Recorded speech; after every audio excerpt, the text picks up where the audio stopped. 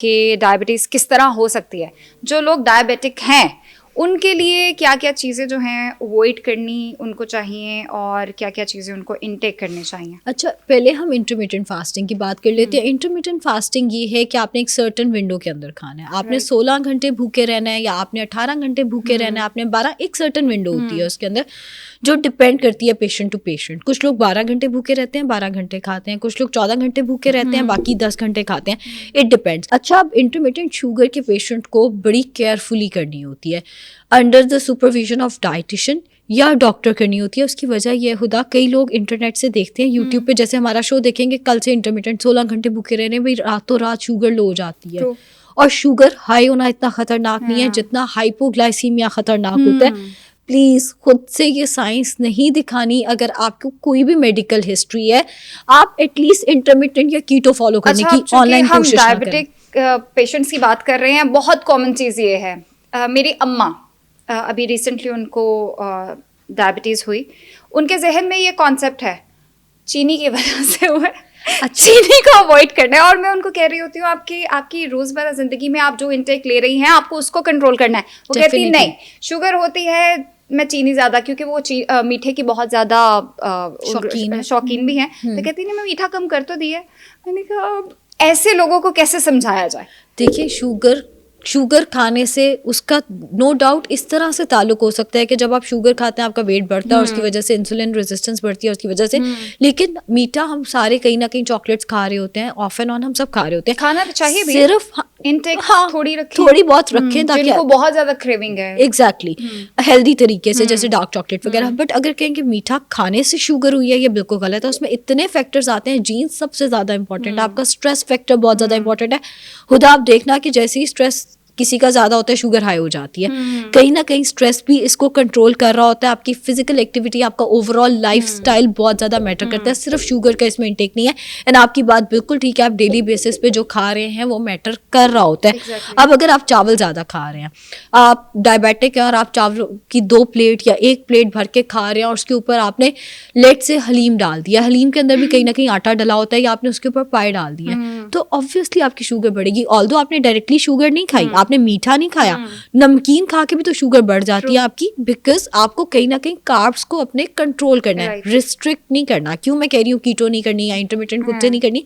अगर आप कार्ब्स एकदम छोड़ देंगे शुगर ड्रॉप करेगी, हाइपोग्लाइसीमिया ज्यादा खतरनाक है।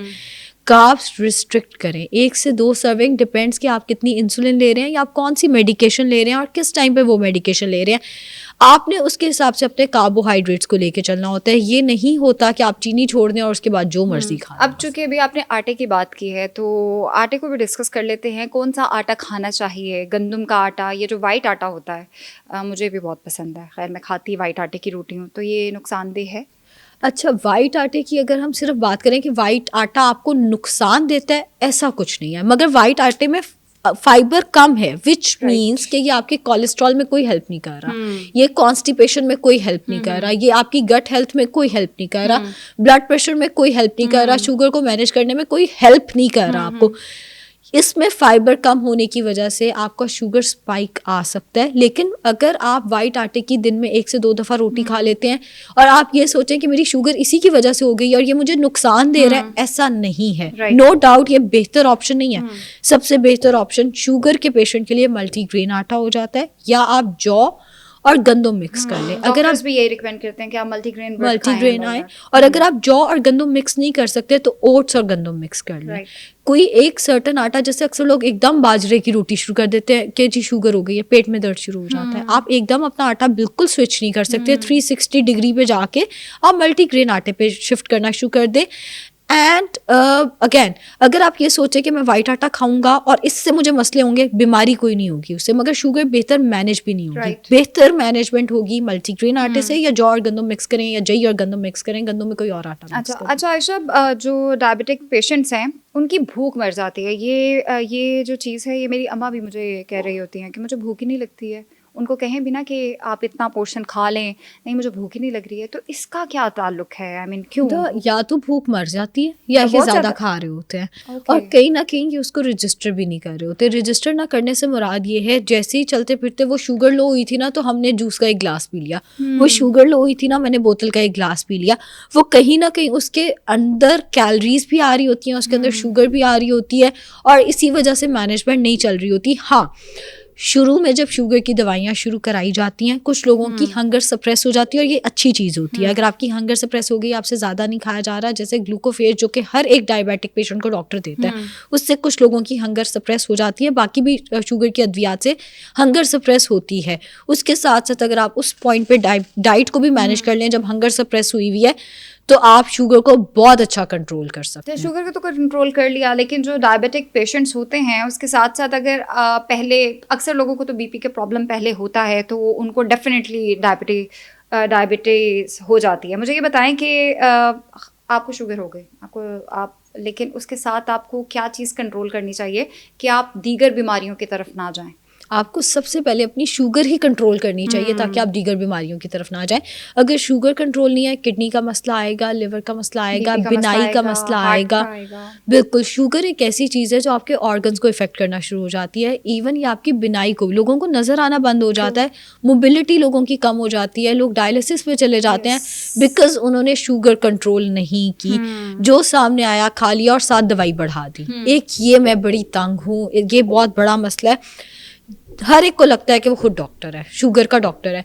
कोई पेशेंट मेरे पास आके कहे ना कि मैम, पाकिस्तानियों का सबसे बड़ा मसला है, बिल्कुल ऐसे ही है। Everyone is a doctor. हाँ, ये बहुत बड़ा मसला है। मैम हमारी दवाई आप बताएं डाइट प्लान के साथ, कहते मैं कहती हूँ मैं एडजस्ट नहीं करूंगी, ये आपका डायबिटोलॉजिस्ट एडजस्ट करेगा। हर फील्ड का एक स्पेशलिस्ट होता है, मैं डाइटिशियन होकर एडजस्ट नहीं करती। बट लोग अपनी शुगर रोज के हिसाब से अपनी दवाई एडजस्ट करते हैं। आज चलो 2 लड्डू खा लिए, 2 गुलाब जामुन खा लिए, कोई बात नहीं, इंसुलिन ज़्यादा लगा लेंगे। ये कोई प्रैक्टिस नहीं है। या आप दवाई ज़्यादा ले लेंगे, ये बिल्कुल गलत है। आप एक तो ये कि डॉक्टर के साथ अपना विजिट फ्रीक्वेंट रखें। ये नहीं होगा कि एक दफ़ा आपने दवाई लिखवाई उसके बाद गायब हो गए, 3 साल आपने शक्ल ही नहीं दिखाई, डॉक्टर को पता ही नहीं है कि HbA1c कितना चल रहा है या क्या चीज़ें चल रही हैं। फ्रीक्वेंट विजिट होना चाहिए, और खुद से साइंसें नहीं दिखानी है आपने कि हम जितना मर्जी खाएं साथ में दवाइयाँ बढ़ाते जाएंगे। हेल्थ को लेके कॉम्प्रोमाइज करना ही नहीं चाहिए। बिल्कुल ऐसे ही है। आयशा, जहनी, क्योंकि अभी हम मेंटल हेल्थ की भी पिछले एपिसोड्स में हम बात कर रहे थे, जो डायबिटिक पेशेंट्स होते हैं, मेंटल हेल्थ का उन पे क्या असर पड़ता है? और देखिए, अगर तो शुगर कंट्रोल है तो फिर मेंटल हेल्थ पे कोई इशू नहीं होता, मैंने जो अपनी प्रैक्टिस में देखा है। लेकिन अगर शुगर अनकंट्रोल्ड है, उसमें आपको लगता है स्ट्रेस की वजह से डायबिटीज होती है? Stress one of the factors हो सकता है जिसकी वजह से डायबिटीज़ हो जाती है। बहुत सारे क्लाइंट्स को कोई हिस्ट्री नहीं होती मगर स्ट्रेस आया होता है, वन ऑफ द फैक्टर्स हो सकता है। लेकिन यही एक, जैसे शुगर एक फैक्टर नहीं है, इसी तरह स्ट्रेस भी एक फैक्टर नहीं है। मल्टीपल फैक्टर्स आते हैं तो पेशेंट डायबिटीज़ की तरफ जाता है। अब अगर आपकी शुगर कंट्रोल नहीं है जिसकी वजह से ऑर्गन्स के मसले आने शुरू हो गए हैं, तो उसमें फिर पेशेंट डिप्रेशन में ही चला जाता है, बिकॉज वो सुनने को समझने को तैयार नहीं होते कि अब हमें डायलिसिस कराना है। बिकॉज डायलिसिस के पहले, डायलिसिस के बाद पेशेंट बहुत वीक फील करता है। चलता फिरता पेशेंट जब डायलिसिस के लिए जाता है वो उस चीज़ को एक्सेप्ट नहीं कर पाता। कई केसेस में फिर किडनी ट्रांसप्लांट की तरफ लेके जाना पड़ता है। उस केस में भी पेशेंट की एक्सेप्टेंस नहीं आ रही होती, वो बहुत, उस केस में मेंटल हेल्थ इफेक्ट होती है। मगर अगर आपकी शुगर कंट्रोल है और आप नॉर्मल जिंदगी गुजार रहे हैं, तो फिर आपकी मेंटल हेल्थ को, मैंने नहीं देखा कि किसी की मेंटल हेल्थ को शुगर की वजह से मसला हुआ।